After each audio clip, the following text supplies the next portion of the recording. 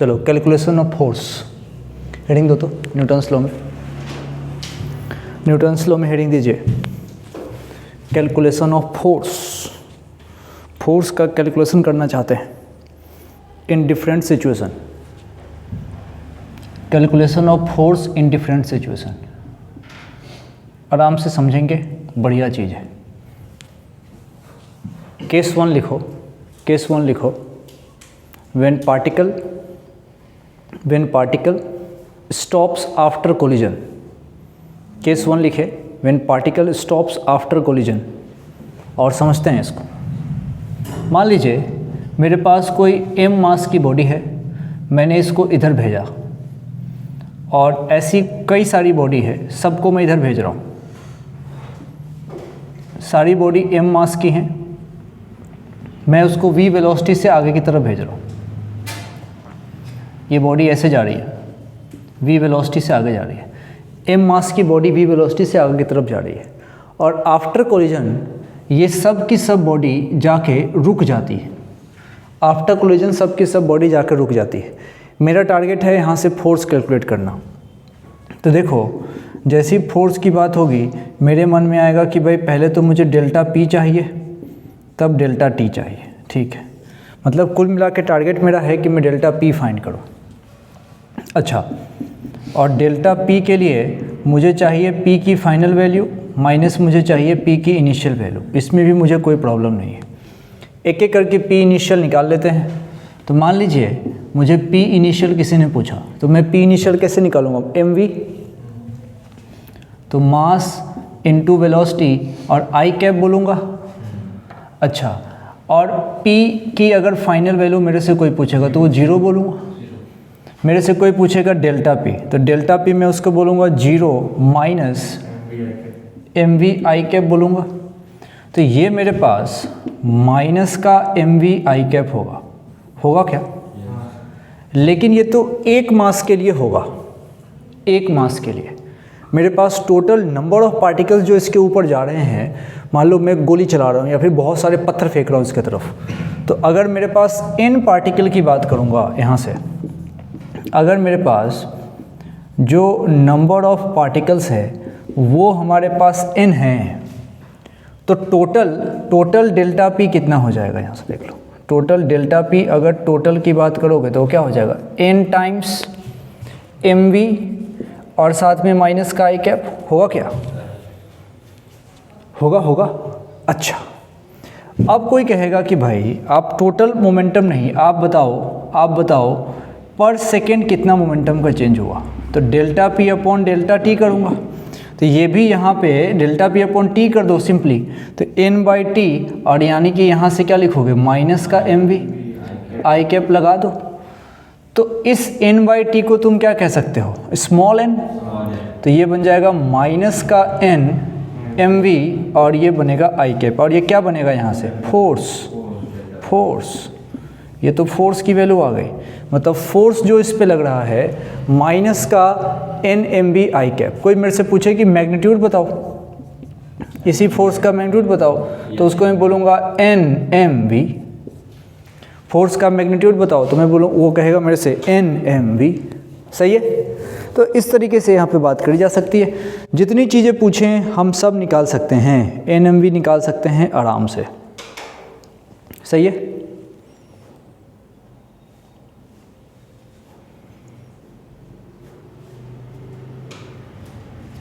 फटाफट लिख दो इसको।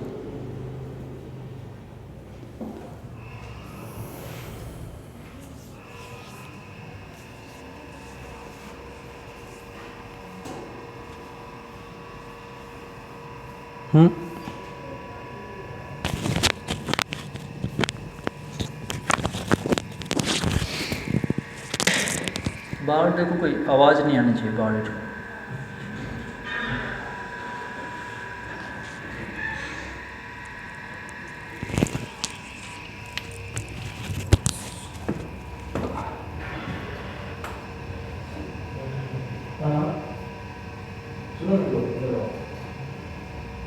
बाहर है ना, तो कोई डिस्टर्बेंस नहीं।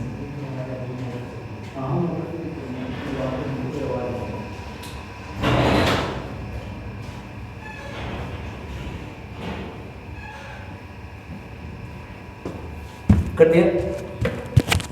अब इसी कंडीशन में जैसे मान लो हमसे पूछा जा सकता है अगला केस लिखो। अभी तो पार्टिकल को तुमने रोक दिया था, अगले केस में मान लो कि कोलिजन के बाद पार्टिकल रुके नहीं, कोलिजन तो हो लेकिन पार्टिकल रुके नहीं, पार्टिकल टकरा के वापस मेरे पास आ जाए।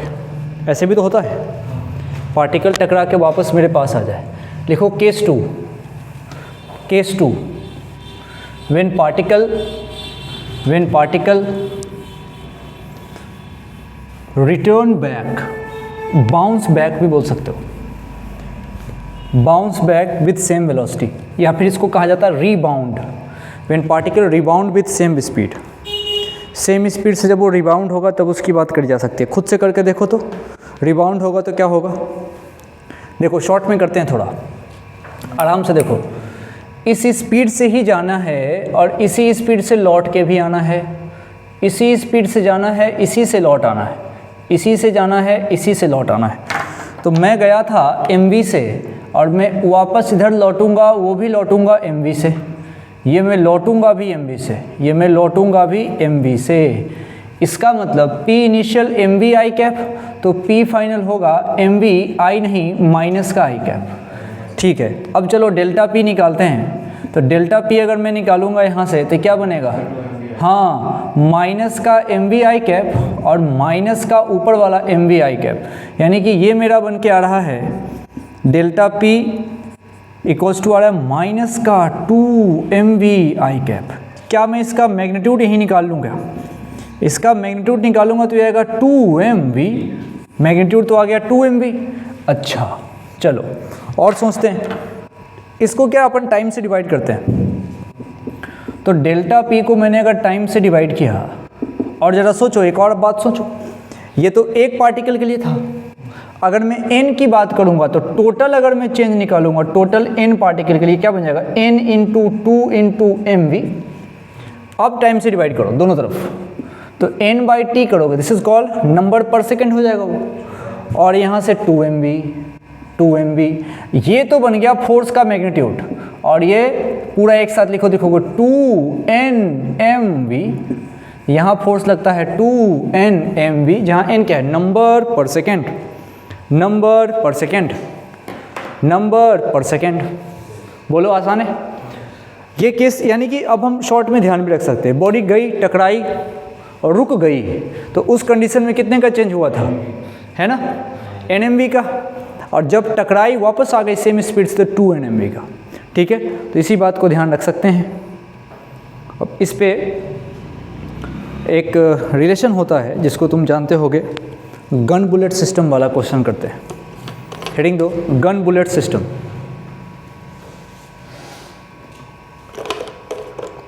गन बुलेट सिस्टम, थोड़ा उसको समझते हैं। गन बुलेट सिस्टम,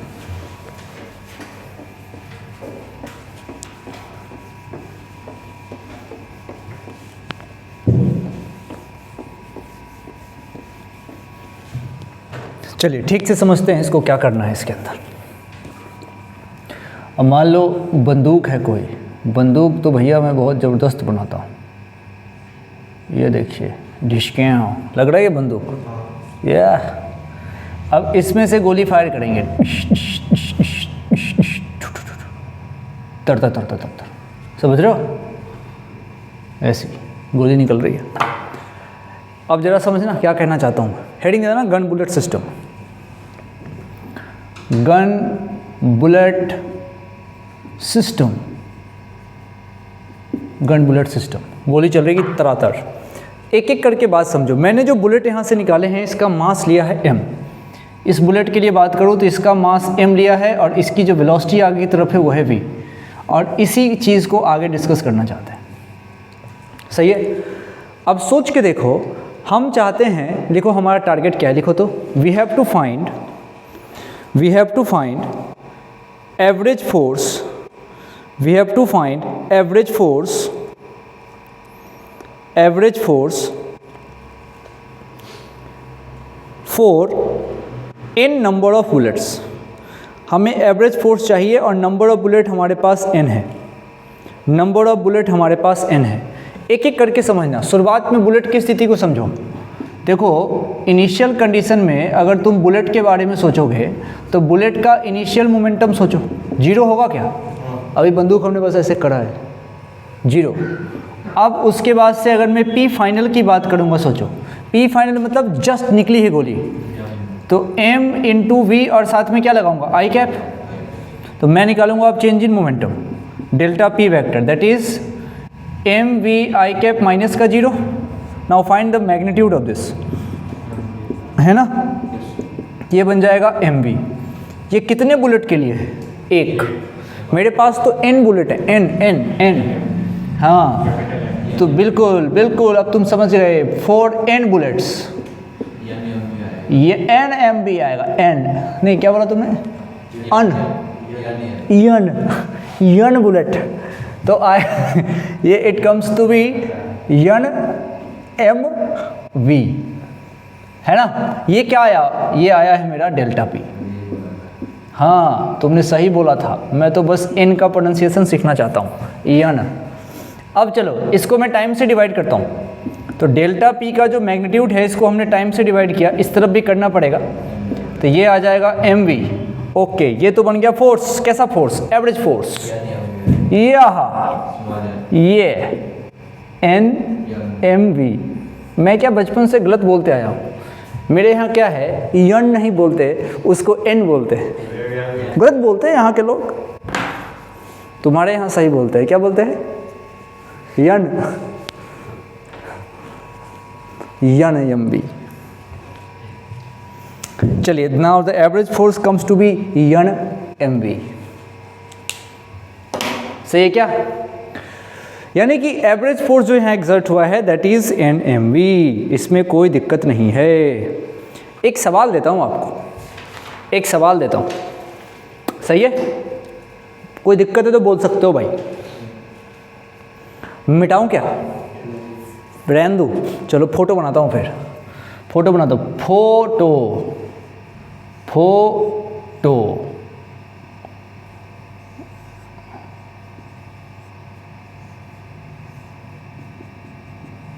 एक लड़का है, नाम है उसका राजू। लड़का है, नाम है उसका राजू, ठीक है? अब इस राजू ने इस बंदूक को अपने हाथों में पकड़ा तरीके से, है ना, और खुशी से इस बंदूक को फायर करना चाहता है। लिख लो लैंग्वेज। ये राजू 50 केजी के हैं, 50 केजी के हैं। लिखो, mass of Raju is 50 KG. Holding the gun, gun भी थोड़ा वजनदार लिया हुआ उन्होंने। 10 केजी का गन है, देखने में नहीं लग रहा तुमको, लेकिन है।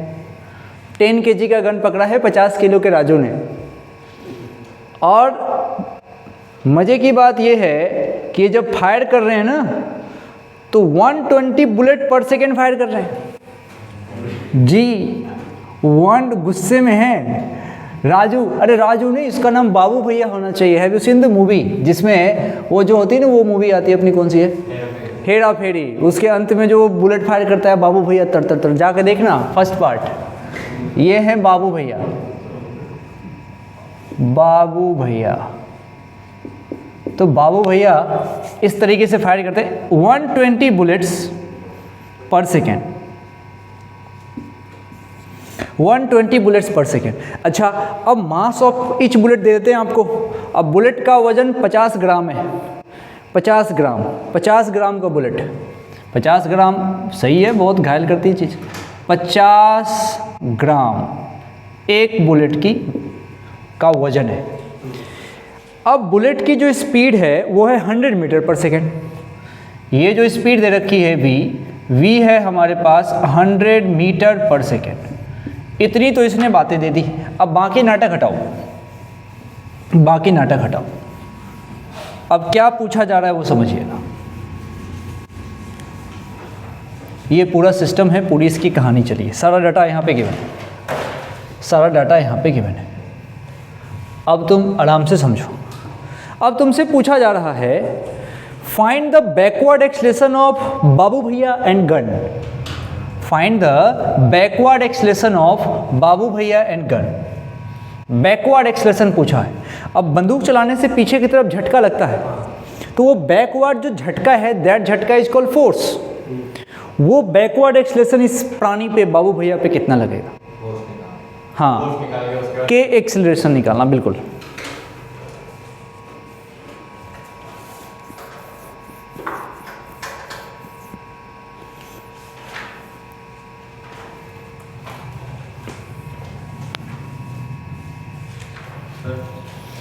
दोस्त सर इसमें 10 kg गन का लेने के पूरा 60 लेके सर। हाँ, अब तो ये तो सोचना पड़ेगा, बस बुलेट का लेके ये तो सोचना पड़ेगा, तो सोचो।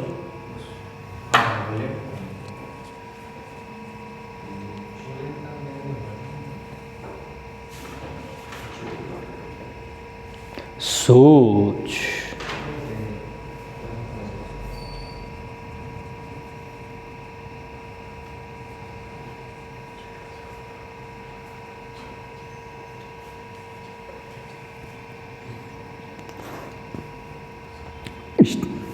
इश्क़ डुम डुम डुम।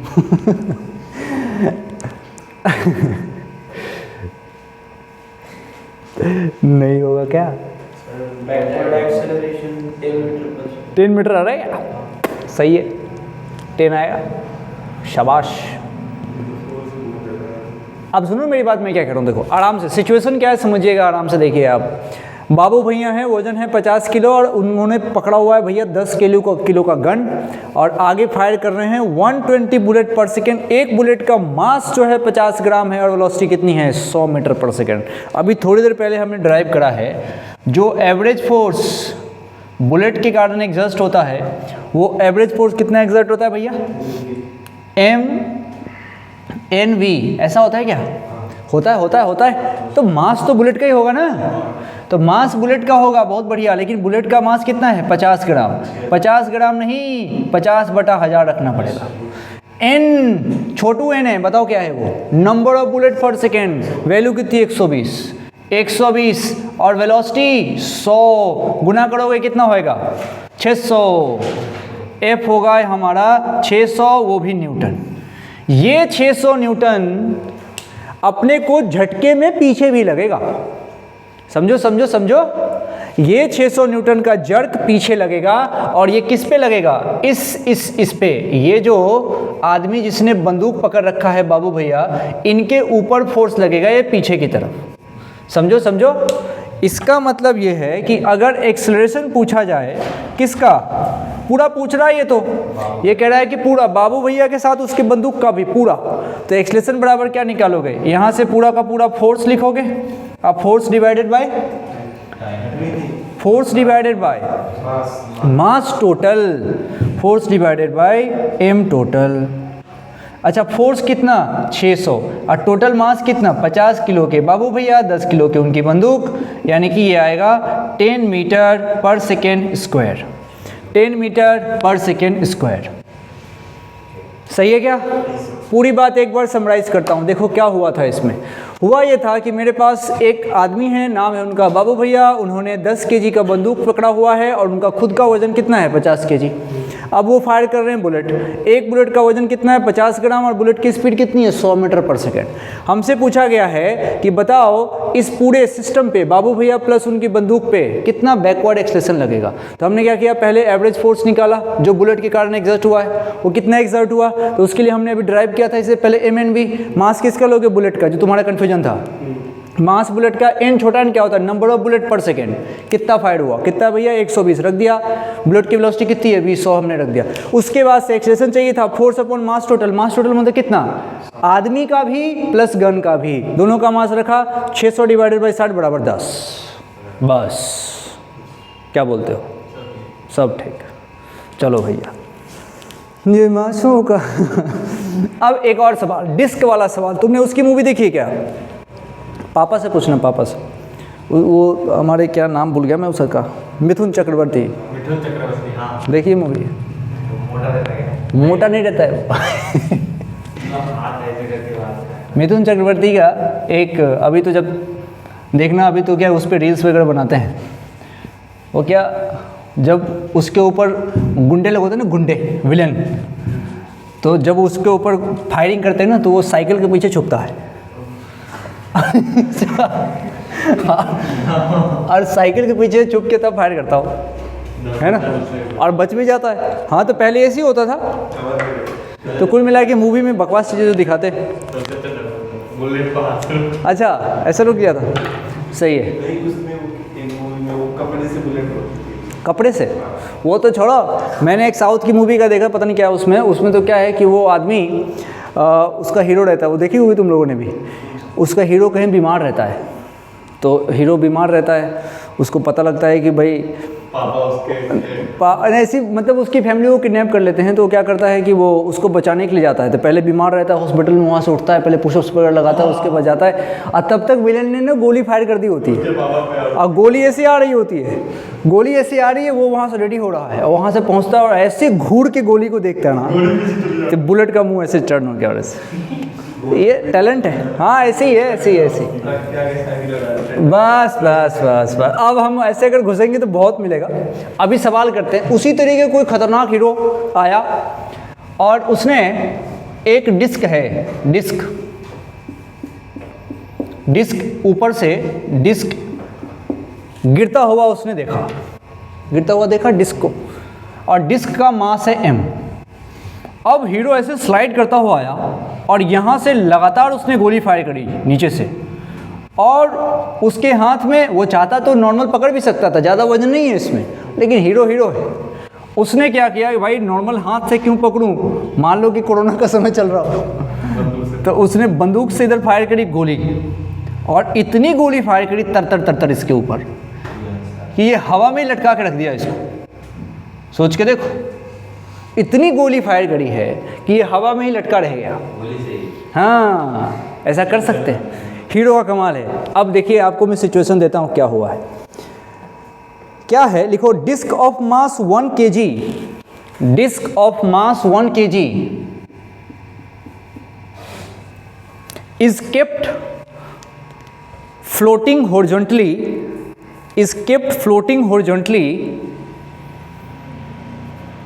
by firing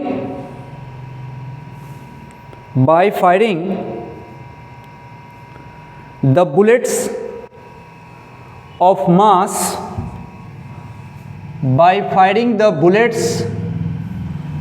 mass, small m equals to 0.05 kg, 0.05 kg, सही है, at the rate of 10 bullet पर सेकेंड, 10 बुलेट पर सेकेंड, 10 बुलेट पर सेकेंड फायर करता है। अब हमसे कह रहा है, if the bullet rebound with same speed, if bullet rebound with same speed, ऐसा ना सोचना कि आके उसी को लग जाएगा, bullet rebound with same speed, then find the speed at which bullets are fired, then find the speed at which bullets are fired, किस स्पीड से बुलेट को फायर कर रहा है। अगर उस आदमी ने 1 सेकेंड में 10 गोली फायर करी और इसको ऊपर रोका हुआ रह गया, तो किस स्पीड से बुलेट फायर कर रहा है।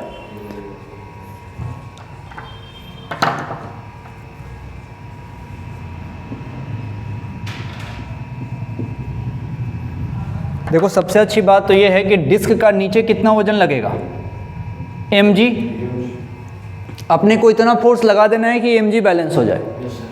इसका मतलब तुम सोचो, रीबाउंड वाले में कितना फोर्स लगता है, 2 Nmv, रीबाउंड वाले में 2 Nmv लगेगा, तो ऊपर की तरफ लगेगा 2 Nmv। पहले तो मुझे ये समझाओ कि क्या ये बड़ा m और छोटा m दो अलग अलग चीज़ हैं। हाँ, बड़ा m तो डिस्क का है, तभी उसने mg लगाया, छोटा m किसका है, बुलेट्स का, बुलेट का मास का m क्या होता है बे, बुलेट का। अब ये लगेगा ऊपर, मतलब इसको होना होगा बैलेंस। जैसे ये बैलेंस हो गया, मेरा आंसर आ जाएगा, तो मेरा काम बन जाएगा। कर दो बैलेंस, चलो।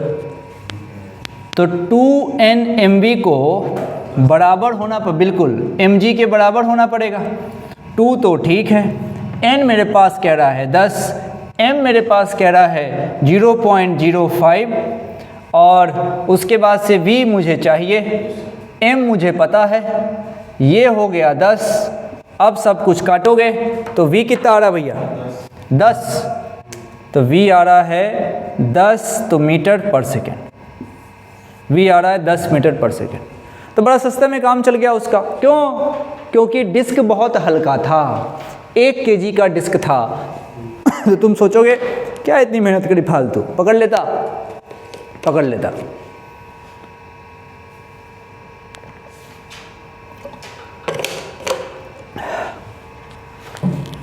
इसको एक बार समराइज करो तो देखो क्या हुआ इसमें।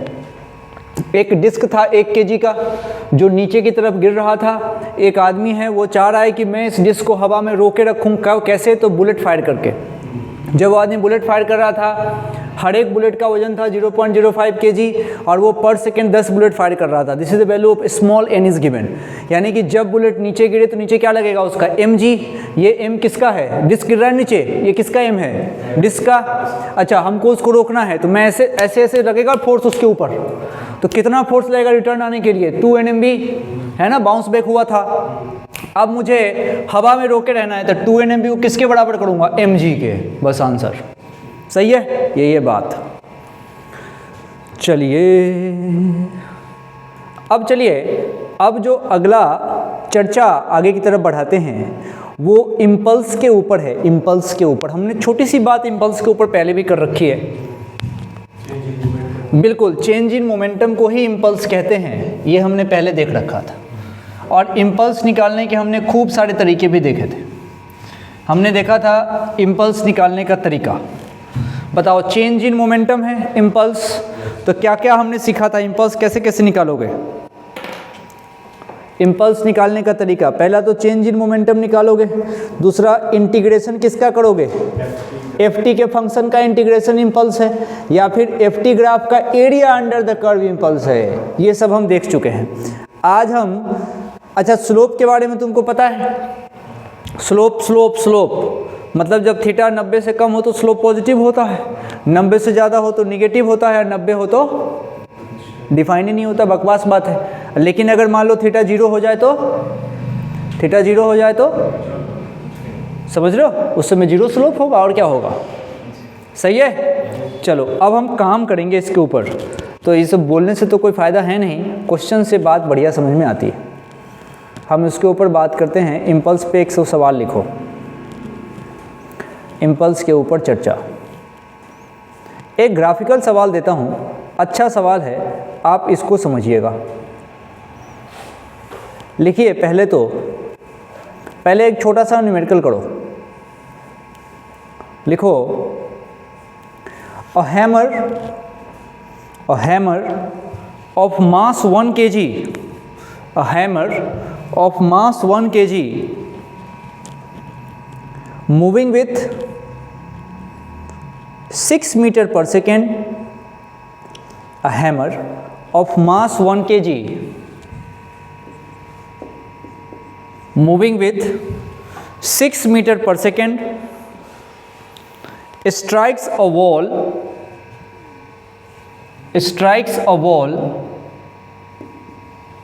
and comes to rest in 0.1 second. Comes to rest in 0.1 second. 0.1 second. Calculate. पहला, impulse of the force. Calculate impulse of the force. एक एक करके करो।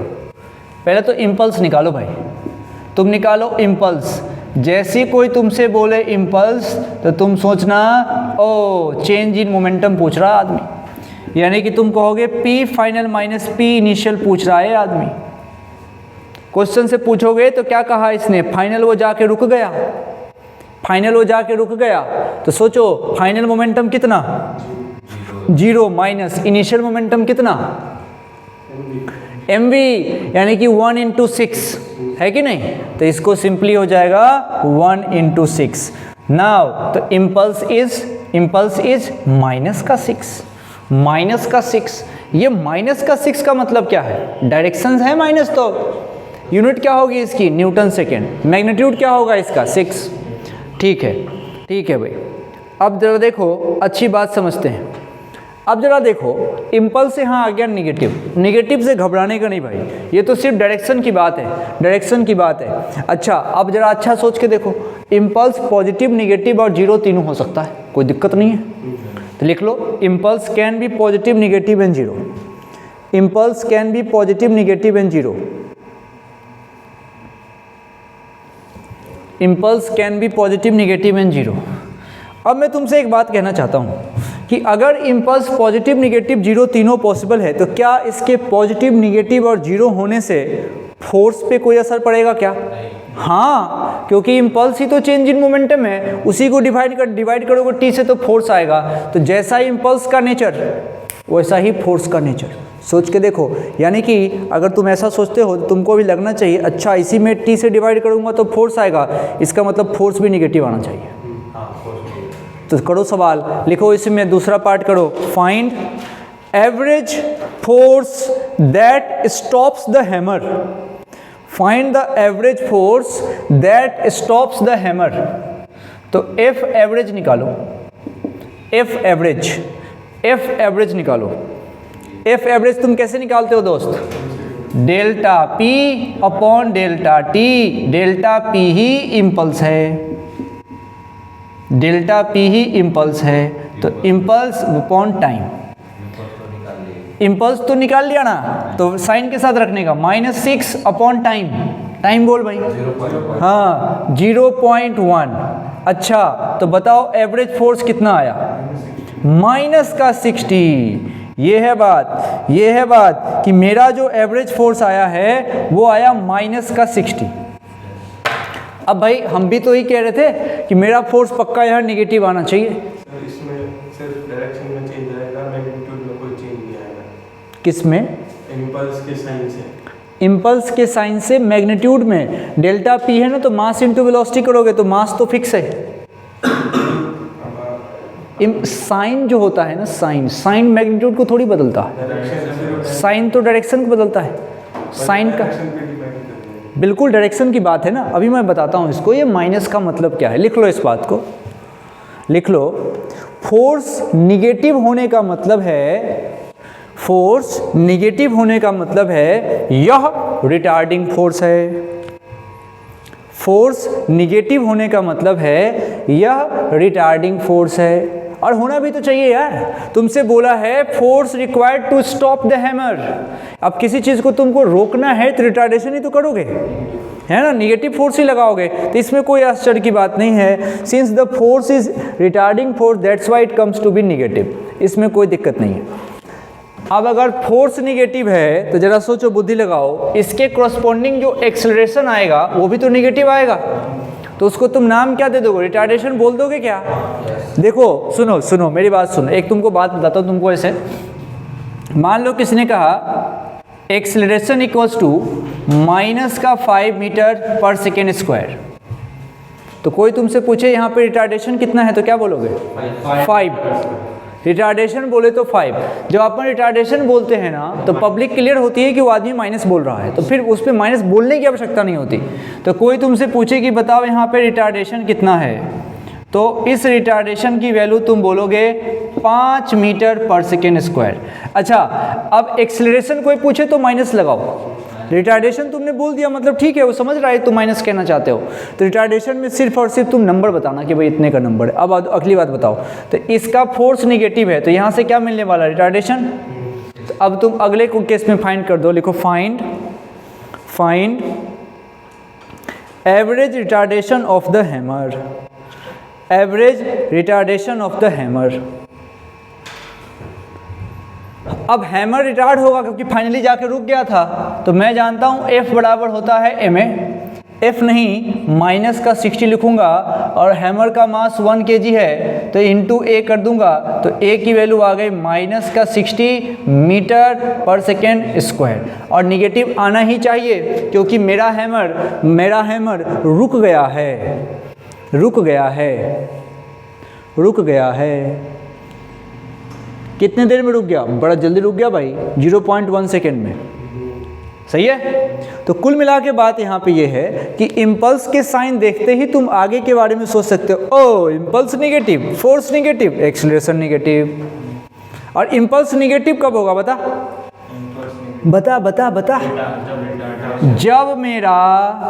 जब मेरा P फाइनल जीरो कोई जरूरी नहीं है, कम हो, P फाइनल कम हो, मतलब फाइनल मोमेंटम कम हो जाए। सही है। कम में से ज़्यादा घटाऊंगा तभी तो निगेटिव आएगा।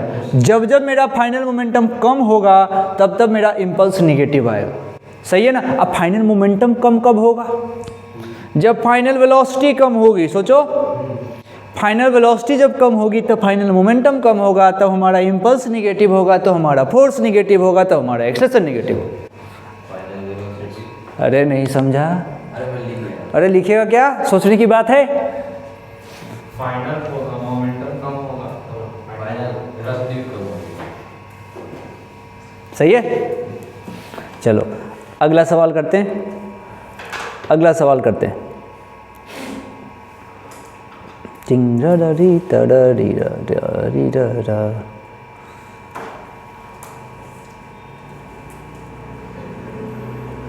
चलो एक सवाल कराता हूँ तुमको, ज़रा ध्यान से समझना, अच्छे से समझिएगा इस क्वेश्चन को, बड़ा अच्छा सवाल है।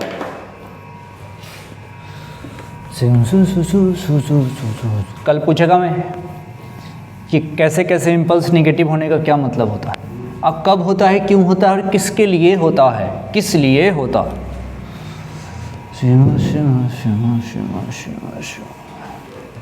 चलो काइनेमेटिक्स थोड़ा बहुत तो याद होगा, भूल गया पूरा याद है। हाँ चलिए, काइनेमेटिक्स भी इसमें चाहिए होगा। देखो तुमने इम्पल्स के बारे में क्या पढ़ा कि फोर्स टाइम का ग्राफ का एरिया क्या देगा, इम्पल्स। लेकिन मैंने थोड़ा सा मूड में परिवर्तन किया है, ग्राफ फोर्स टाइम का दिया नहीं है। ग्राफ ध्यान से देखिएगा, मैंने ग्राफ दिया है xt का, xt है, जो उसमें आकर ना कर देना तुरंत, xt ग्राफ का एरिया दिया है, xt ग्राफ दे रखा है। अब देखो पूरा सिचुएशन समझो, थोड़ा बड़ा करता हूँ इसको। ये देखिए,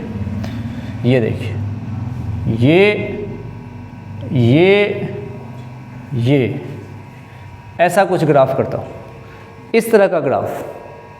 सही है। अब इसमें से नीचे टाइम सेकेंड में है, ये है 4 और ये है 9, टाइम दे रखा है सेकेंड में।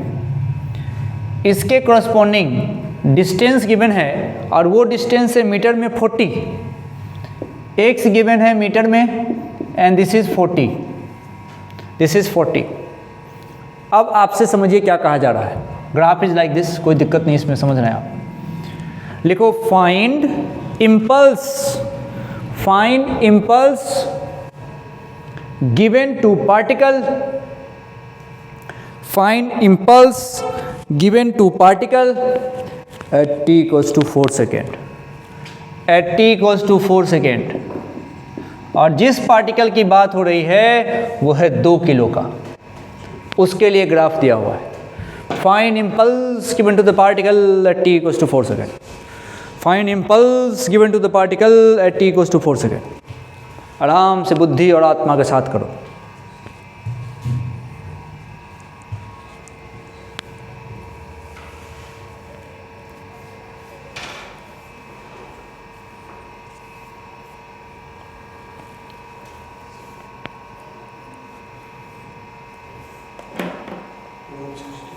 कितना?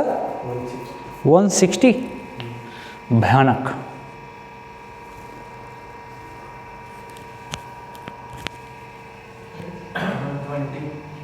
मैं करेगा। पहले मुझे बताओ, समझाओ मुझे। देखो ऐसा करो, इसको हटाओ, इस ग्राफ का के बारे में सोचो, थोड़ा सा दिमाग लगा के सोचो क्या कहना चाहता हूँ मैं। इम्पल्स कब देना है? t इक्वल्स टू 4 सेकेंड पे, t इक्वल्स टू 4 सेकेंड पे। क्या वो ये इंस्टेंट है? इससे ठीक पहले की सिचुएशन क्या है? इनिशियल। समझना, यहाँ से यहाँ तक का स्लोप कांस्टेंट है, तो जो हाल यहाँ का पूरा हाल यहाँ का भी होगा। और इसके बाद की स्थिति क्या है मेरे लिए? Final final final final final. अब मेरे से कोई बता दे इम्पल्स के बारे में, कोई अगर मुझे समझाए तो वो कहेगा कि भाई देखो इम्पल्स तो कुछ भी नहीं है, आपको डेल्टा पी लिखना है ना। और डेल्टा पी कैसे लिखूंगा मैं? मास की फाइनल वेलोसिटी और मास में से इनिशियल घटाऊंगा, आंसर आ जाएगा। अब देखो भैया, ये मैं मास लिखा, ये मैंने लिखा वी फाइनल, ये लिखा वी फाइनल, मेरा आंसर पक्का। मास तो मुझे पहले से पता 2 kg का, 2 kg का, और कोई वी फाइनल बता दे, कोई वी इनिशियल बता दे, मेरा काम हो जाएगा। एरिया कैसे निकालेगा भाई? बिल्कुल भी नहीं, एक्सटी ग्राफ है, एक्सटी ग्राफ है, एक्सटी ग्राफ। एक्सटी ग्राफ की वेलोसिटी के लिए उसका स्लोप चाहिए होता है। एक्सटी ग्राफ से वेलोसिटी चाहिए तो उसका स्लोप चाहिए, मतलब इसके इधर वाले स्लोप से इनिशियल वेलोसिटी और इधर वाले स्लोप से फाइनल वेलोसिटी। इसका मतलब अगर मुझे फाइनल वेलोसिटी चाहिए तो यहाँ वाला स्लोप चाहिए होगा, यहाँ वाला स्लोप। ग्राफ एक बार फिर से बना लेता हूँ, क्या जाता है देखो तो सही। पहले इसकी बात करो, ये तुमको क्या देगा? इनिशियल देगा क्या? इनिशियल देगा। तो इनिशियल देगा, देखो स्लोप निकालने का जुगाड़ समझिए। स्लोप जैसे ही तुमको निकालना हो ना, तो स्लोप में कितने लोग होते हैं? एक तो होता है उसका साइन, कि भाई एक तो उसमें साइन होगा, और साइन होगा, और दूसरा कौन होगा उसके पास? मैग्नीट्यूड। देखो भैया, साइन के लिए तुमको तो थीटा देखना पड़ेगा, साइन के लिए थीटा देखो, और मैग्नीट्यूड के लिए क्या देखो? मैग्नीट्यूड के लिए तुम तो टेन थीटा फाइंड कर लो। टेन थीटा फाइंड करना तुम जानते ही हो, परपेंडिकुलर अपॉन बेस की हेल्प से फाइंड किया जाता है। आओ समझते हैं। यहाँ पे समझना, देखना देखना देखना, यहाँ पे क्या थीटा पॉजिटिव है क्या? सोचो 90 से कम होने पे स्लोप कैसा होता है? पॉजिटिव। तो यहाँ पे एक तो स्लोप तो है तो पॉजिटिव, तो इतना तो पक्का हो गया कि स्लोप मुझे मिलने वाला है पॉजिटिव। ये समय 4 था और इसके कॉरस्पॉन्डिंग वैल्यू कितनी थी? 40। अब बताओ टेन थीटा में लगाऊंगा तो कैसे लगाऊंगा? ऊपर में 40, नीचे में 4, ये तो था 4, ये कितना आ रहा है? 10, ये आ रहा है 10, ये आ रहा है 10। तो इनिशियल का हाल तो ये रहा, इनिशियल का हाल तो ये रहा। तो बताओ बताओ, अब मेरे से बताओ ये वैल्यू कितनी आ रही है? ये वैल्यू आ रही है एक तो प्लस ऊपर से 10, एक तो प्लस ऊपर से 10। ये क्या है? स्लोप है। स्लोप है तो ये क्या है? वेलोसिटी है। ये कौन सी वेलोसिटी है? शुरुआत वाली। तो ये रही मेरे लिए इनिशियल वेलोसिटी की वैल्यू, ये रही मेरे लिए इनिशियल वेलोसिटी की वैल्यू। अरे एक्सटी ग्राफ के स्लोप से वेलोसिटी मिलता है, dx/dt इज वेलोसिटी। सही है। अब इसी तरीके से दोस्त तुम बता दो कि फाइनल वेलोसिटी इसकी कितनी आएगी? फाइनल वेलोसिटी कितनी आएगी? अब मेरी बात सुनो, चलो फाइनल यहाँ निकालता हूँ, फाइनल यहाँ निकालता हूँ, ध्यान देना। आओ आओ समझें। देखो देखो, ये है फाइनल का हाल, ये है फाइनल, है कि नहीं? तो सबसे पहले फाइनल, ये स्लोप अगर देखा जाए तो फाइनल का क्या होगा? निगेटिव होगा क्या? एक तो फाइनल के केस में स्लोप निगेटिव। स्लोप निकालने के लिए हमेशा एंगल कहाँ से मापो? हमेशा एंगल एंटी क्लॉकवाइज मापा जाता है। अब मेरे पास जगह की कमी है, इसको हटाता हूँ और फाइनल के लिए अलग से बना लेता हूँ, अलग से बनाता हूँ। समझिएगा ज़रा, फाइनल का हाल समझिए। ये और ये, आराम से समझो। चलो इसको थोड़ा आगे बढ़ा लो। पहली बात कि ये स्लोप जो आएगा ये आएगा मेरा निगेटिव। अब उसके बाद से मुझे तो चाहिए भाई टेन थीटा। टेन थीटा मेरे पास होगा परपेंडिकुलर, नीचे होता है बेस। परपेंडिकुलर मतलब इधर वाला, ये कितना हो रहा है? 40 दे रखा है। बेस मतलब 9 में से 4 घटाइए, बिकॉज ये 9 था, ये था 4, तो 9 में से 4 घटाइए, और होना इसका निगेटिव है। तो बताओ कितना आ गया? ये माइनस का 8। ये माइनस का 8 क्या है? माइनस का 8 क्या है? ये तो फाइनल वेलोसिटी है, फाइनल वेलोसिटी है। सोचो सोचो, इसका मतलब बड़ा साफ है कि मेरे से अब अगर तुम इम्पल्स पूछोगे तो मैं v फाइनल, हाँ तो 2 into V final, V final बताओ माइनस का 8 माइनस वी इनिशियल बताओ प्लस 10 था 10, तो बताओ ये कितना आ गया माइनस का 36, माइनस का 36, हाँ माइनस का 36 न्यूटन सेकेंड। ये चला है ये चला है ये चला है। कोऑर्डिनेट लिख के निकाला है इसमें, यही है। अब देखो मैं तुमको क्या बताना चाह रहा हूँ, तुमको मैं क्या बताना चाह रहा हूँ। आराम से इस पूरे सिचुएशन को समराइज करता हूँ, तुम आराम से देखो, कोई लोड मत लो, देखो इसको शांति से। क्या है, पहले तो स्लोप के बारे में तुमको बेसिक आइडिया देता हूँ क्या है स्लोप, फिर उसके बाद इसको समझ लो, कोई दिक्कत नहीं है। जब 2 बार समझोगे ना तो इस पर आसानी होगी। पहली बात ये समझना है कि ये FT ग्राफ नहीं है, इसलिए थोड़ा सा जटिल हुआ। देखो सबसे पहले क्या है, सबसे पहले बेसिक आइडिया देता हूँ तुमको स्लोप का। स्लोप तुम्हारे पास 3 स्टाइल में आएगा।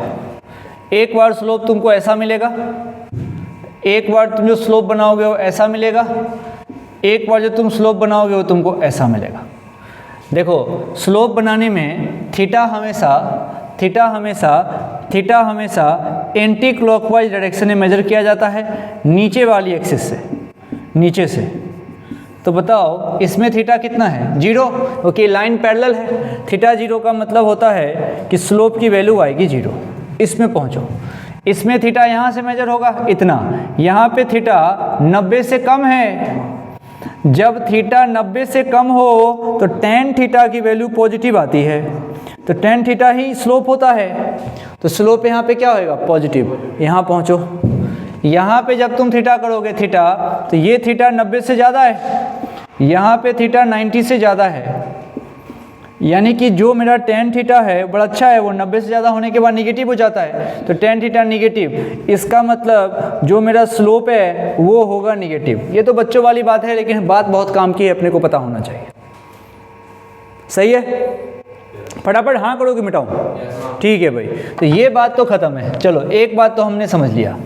दूसरी बात, स्लोप निकालने के लिए मुझे क्या क्या चाहिए होगा। एक तो डायरेक्शन, उसका मैग्नीट्यूड। डायरेक्शन कौन डिसाइड करेगा, थीटा की वैल्यू, कि भाई 90 से कम है या ज़्यादा है कि नहीं। लेकिन स्लोप का वैल्यू कौन बताएगा, वैल्यू बताएगा टेन थीटा। टेन थीटा की वैल्यू मतलब स्लोप की वैल्यू, तो परपेंडिकुलर बाय बेस कर दूंगा।